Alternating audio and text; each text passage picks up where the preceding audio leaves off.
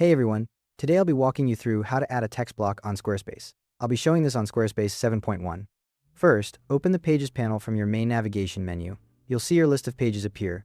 Click on the page where you want to add the text block. It'll highlight when you select it. Once that's selected, click the Edit button in the top left corner. This takes you into edit mode where you can work with the page content. Now hover your mouse over the section where you want to add the text block. When you do, you'll see an Add Block button appear in the top left corner. If you don't see that button appear anywhere, you might be in a section type that doesn't support blocks like collections, auto layouts, or gallery sections.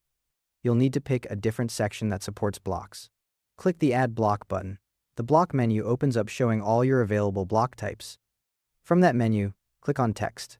You'll notice the text block appears with guidelines showing where you can place it on the page. Click and drag the block to wherever you want it positioned on the grid. This is Squarespace's Fluid Engine system, and those guidelines help you line it up with other elements. Once you drop it in place, click directly into the text block to start adding your content. You'll see a cursor appear and a formatting toolbar pop up above the text. Just start typing your text. If you want to format anything, highlight the text you want to change and use that toolbar. You can make text bold, add links, create lists, change heading styles. All the standard formatting options are there.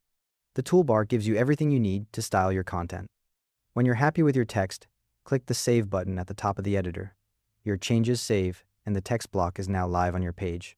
A couple of quick things: if you need less space between lines, use Shift plus Enter instead of just Enter. That creates a line break instead of a full paragraph break. Also, if you're pasting text from somewhere else, paste it as plain text that strips out any formatting from the source that might mess with how your text displays.